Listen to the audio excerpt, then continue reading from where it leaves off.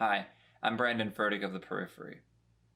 You might be wondering right off the bat what Independence Day could possibly have to do with previewing our video tomorrow night about our visit to Skid Row. Well, as you'll see, the key is in the word independence, and I give it a little bit different meaning, or at least a little different interpretation of it to apply more for the conditions that we see today in 2021 in the United States. And it's these conditions, I think, that's responsible for the rise of this very difficult, challenged community of Skid Row in LA, but then also the potential for a solution. So, of course, July 4 is Independence Day holiday here in the United States. And as a holiday, we come together, Americans come together from all walks of life to celebrate the American founders' battle for independence from England. But of course, as we know, this is not a very unified time in the country. And that's been made very clear, well, if you just watch the news, followed any election. But we've also made it clear here on the Periphery with the people we've interviewed and the stories we've covered. But this division isn't just apparent with the people, with protests, with politics. It's also apparent when you look at the breakup of institutions in this country. And this is how it relates to Skid Row. Now, first I'll say this. I'm an independent media creator, right? I'm one of many, many, many here on YouTube, and to say nothing of all the other all the other platforms, blogging, podcasts, and social media. Once upon a time, maybe a decade ago, we used to have to go through established media corporation. I was an intern about 12 years ago, for the St. Paul Pioneer Press. And of course, the Pioneer Press in St. Paul is still a strong newspaper, as is the Minneapolis Star Tribune and large city newspapers across the country. But they used to have, like, the talent would have to go through them. If you want to be a print reporter, you had to go to one of these publishing institutions. You had to go through a magazine or a newspaper. But that's just not the case anymore. And this, of course, is the case because of how I'm talking to you right now, because of the rise of technology, the rise of communications technology, the internet, basically. But it's also because there's been a sort of a chipping away at the the status of existing media institutions. So the New York Times, the Washington Post, they aren't really what they used to be, and so a lot of very talented writers, just thought leaders are not going to these institutions anymore. They're going on their own because they can, and because the institutions, like I said, are not what they used to be. So they're starting their own blogging platform. They're starting their own podcast. They're starting their own YouTube channel, etc.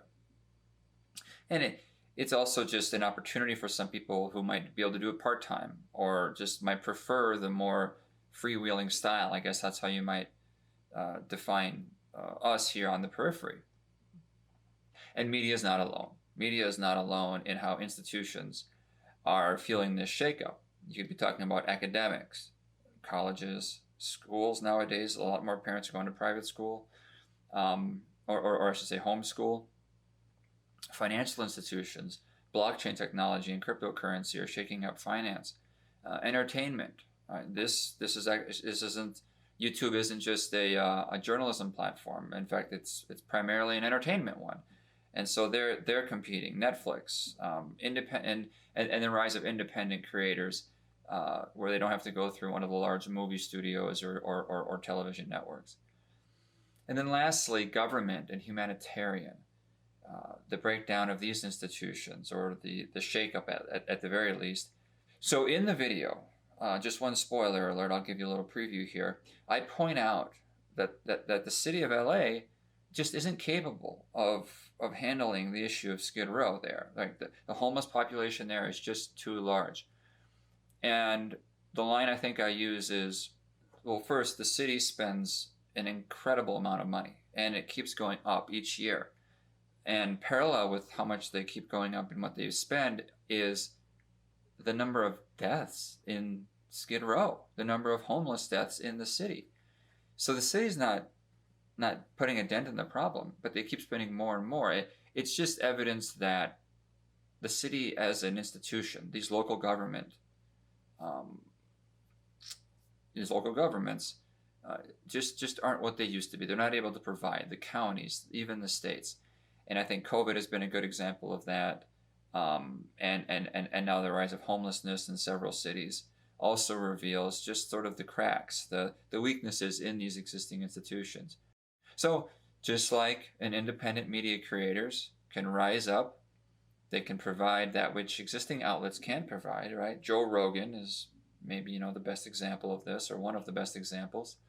Similarly, and this is the conclusion of my video tomorrow, so I hope you're not bothered by the spoiler, because trust me, there's the footage, the interviews. I'm not spoiling anything. Please do come watch tomorrow night. I say in the conclusion of the video that just like new independent media creators are coming up through the cracks of the media institutions, so too will new humanitarian organizations be needed to address humanitarian concerns like homelessness, perhaps even like education.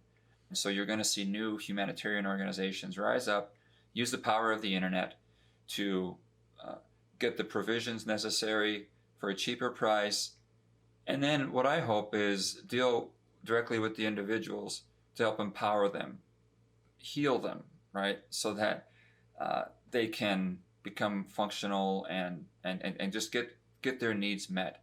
That at Skid Row is not happening at all. So you will see this tomorrow night. I hope to have you there for the premiere. It is a premiere. It will be a live premiere at 8:30 p.m. Central Time. Thanks for watching. Thanks for hearing this little talk on the new spin on Independence Day, which takes on a whole new meaning in 2021. The rise of independence, independent journalists, new independent organizations not affiliated with a city or an existing enormous nonprofit like the United Way or like Salvation Army, and coming up to help address situations like Skid Row and the Skid Rows in the cities across the country. So thanks for watching, and I hope to see you at the premiere tomorrow night. Thanks.